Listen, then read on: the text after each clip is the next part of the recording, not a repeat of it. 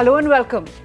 It's the art and science of designing buildings and other structures that live for years, decades, sometimes even centuries. Architecture is all around us, and with the rapid urbanization of our small towns and cities, the demand for it is only growing.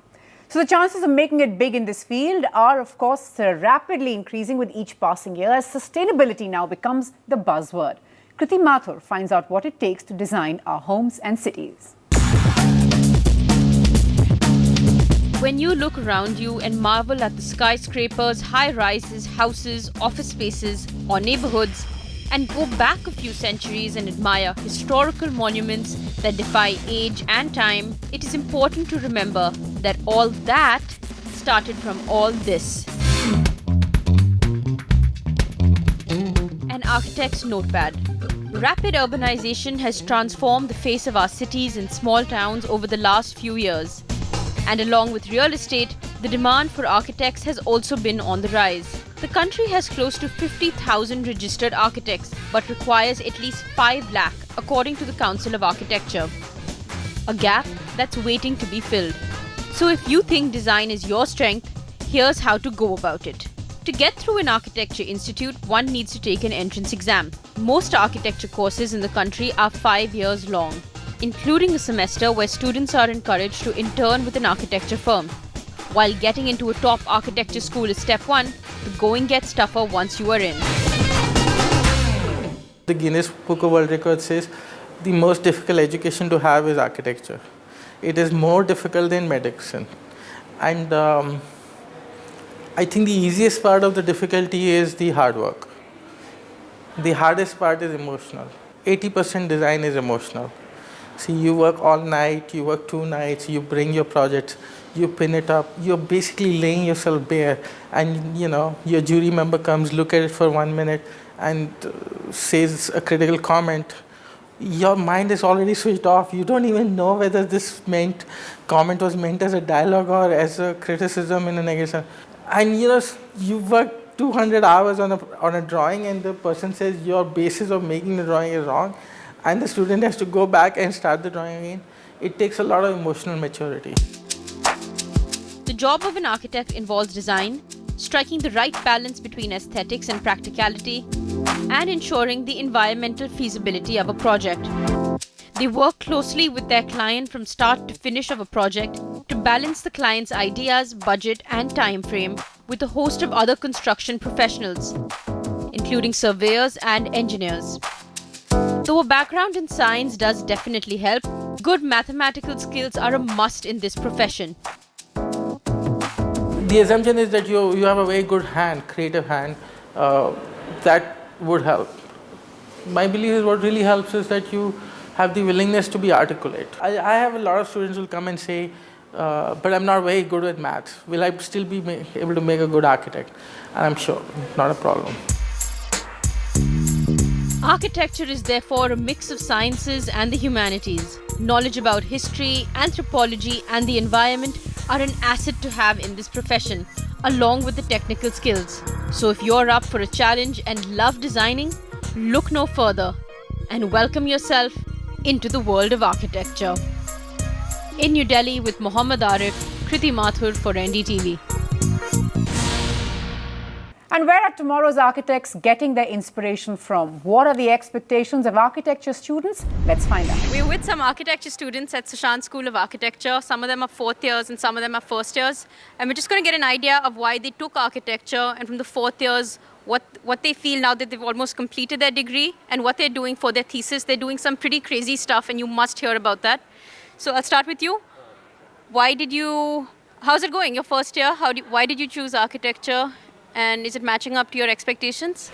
I've been studying architecture for the past 10 months almost, and it's been tough. I mean, I didn't realize I was doing medical before. I started with medical in 11th, and I didn't realize it would be that tough. It's tougher than medical, it's tougher than anything I could ever imagine it to be. And honestly, I've always just been fascinated by the built environment, and I can't really give you that much of an idea because I've never thought about it that much. The kind of experience you get during the whole course is a mixture of all kinds of things, from personality development to fine arts to design to the actual foundation of the whole buildings and everything. So that is something which is very interesting. You guys are in fourth year. Why do you think it's so tough for students who are studying in class 12 or 11 who want to get into architecture? What would you say to them? It's more of a matter of choice. So if you have chosen architecture for yourself, you need to be prepared it's going to be tough. And it's more or less it's the daily work, that the daily submission that's actually pressing. But I think if it's your passion, then there's nothing beyond it. You can do it. What I feel is that you should like basically concentrate on your 12th boards and then get to architecture. Like you had that gap, like the 2-month gap, so you should like probably take coaching like we guys did for architecture. I mean, it's a prerequisite to have a good hand, but like I still feel that you can still do that 2-month gap you have in between. You can probably work it out in that gap. So you guys are in fourth year. What are you doing for your thesis? What are you designing? For my thesis, I'm designing the Delhi Secretariat because the present Secretariat projects an image of insulation, of grandeur, of being away from the people. It's like a ruler and the ruled. The place where I've chosen to build it is the plot in front of Ramlila Maidan. The idea is that those in power are accountable. So directly trying to show that through design. For my thesis, I'm designing a fashion center, but the main aim of doing it is to propagate fashion as a form of art.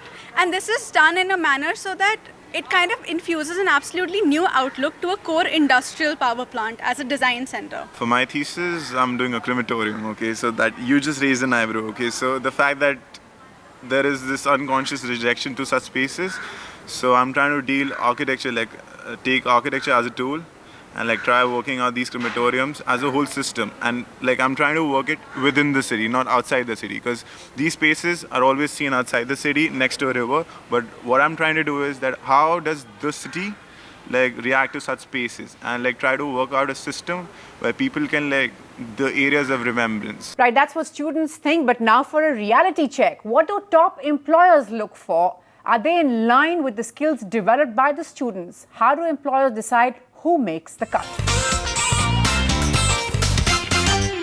An architect must bring creativity in a balanced time frame to the table.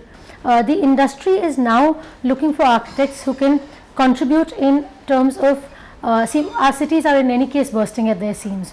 New structures must not be eyesores. New properties must blend in with their environments, yet be iconic. So the industry is looking for that format of design, where we blend with the atmosphere, and we also have a certain amount of iconic design, things to look forward to. We're trying to create downtowns out of concrete messes. Right, and our expert Usha Albuquerque with us. Thanks very much, ma'am, for joining us. The demand, of course, for architects, you're seeing this age that we're living in. You can't drive anywhere in this country now and not see these buildings come up. There's so much construction. There's just so much of it all around us. I would imagine that there would be a demand also. That's increasing, and it's certainly one country where it is increasing. In the West, this is not so much, but here in developing countries like ours, China, there is a huge demand. Yes, necessarily so. I just want to talk a bit, ma'am, about sustainability also. When you read up now about architecture, the one thing that there seems to be the buzzword, not really in fashion or in vogue, but something that people are taking very seriously and focusing on is sustainability. Oh yes, they're looking at today, there's a whole concept of green buildings. And in any case, architects have to build within an environment. You don't just put a structure in the middle of anywhere, irrespective of how beautiful it may be. Unlike the Taj Mahal, which could just come up there and look stunning, irrespective of all the years that have gone by. But today, you have to be conscious of the environment. And I think architects much more so, because they work in sustainability. They're looking at how do you maximize. There's only limited amount of light and air and cool, or heat that you can get. And how can you maximize that? So let's get started right away with queries coming in. Tanya has a question. Go ahead, Tanya. The question I'd like to ask is combining a management degree with architecture a good idea? Yes, Tanya, I would say that it really depends on what you want to do. If you want to stay in the field of architecture, then I think it might be better for you to either start working or specialize in a particular area of architecture, whether it's urban design, whether it's landscape, whether it's restoration, conservation, and there are many, many specializations that you can take up. If you want to actually get a management degree in line or in link with your architecture, I would think an MBA in construction management may be an ideal, because that's really an area where a lot of students may want to move on to, where they then handle their own practice, move into the development part where you're actually working with civil engineers and contractors and developing, taking on the whole kind of complex that you set up. If, on the other hand, you want to move out of architecture and into something like management, then it just becomes like a base degree that you use to do, and then you can really go on to anything else. And the other thing I'll say is that sometimes students want to move on to management because they feel architecture doesn't give them the kind of remuneration that management will. And that's the primary reason why many want to get it. Is that correct, though? Yes, because when you start out in architecture, the salaries are not great. I see. They're actually quite low. Right. And plus the work is also, you're just doing very mundane line drawing work because you're learning on the job. And somebody else may design the building and you just got to carry out all the drawings for them. But it's really a gestation period. And if you're interested in the field and your heart is there, absolutely.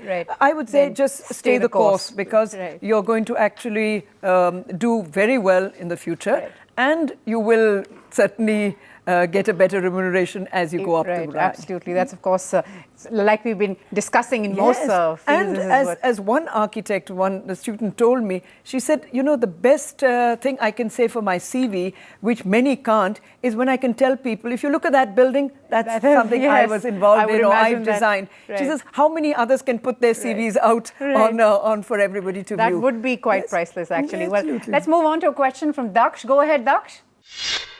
Hi, my name is Daksh, and I want to ask this question, that whether we should gain experience before going for our postgraduate courses, and how do we decide which field to specialize in for the postgrad, because we haven't specialized in anything in our undergraduate course. Right, so he seems a bit confused, ma'am. What would you say to Daksh? I would say, Daksh, work experience is ideal, and I would say more because you might not want to specialize, you might want to look at different areas that, as we said, there are so many areas of specialization that you can get into.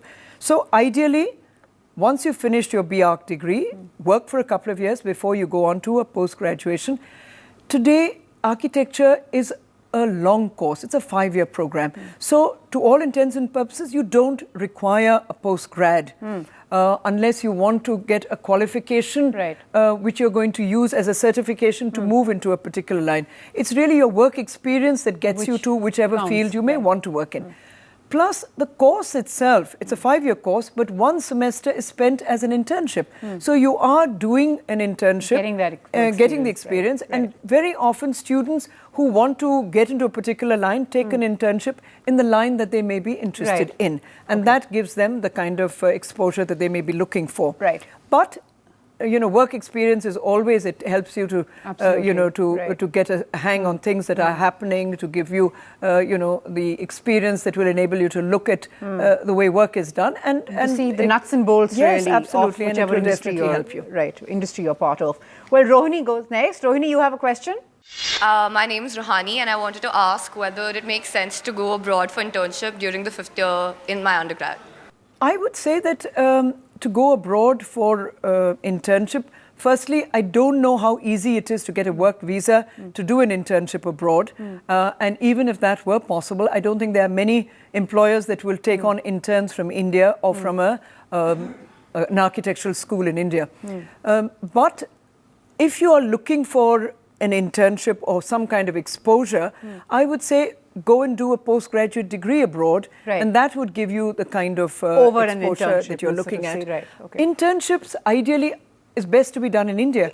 India is the place In which your is own developing right, exactly. more because here is where the jobs are. Right. Wherever you might study, Right. you will eventually be coming back Head here because back this here. is where Right. all the Right. jobs are here. This is our country is Right. developing. You can Right. see the You way can't all miss our it, cities absolutely. are growing Right. and the townships are growing. There is this huge project of the Jawaharlal Nehru Renewal Urban Mission where they are really looking at developing new townships. So Right. many townships are coming up. So we really need The architects. opportunities are here and we need people like you, You can so- definitely Right. find a very, very challenging internship in India in itself. India. Any of you have any clarification that you want Usha to answer? Well, remember, you can just send them our way. Well, that's it then. We're slipping into a quick break right now. We're back with more, including the need to preserve our history and the role that architecture plays.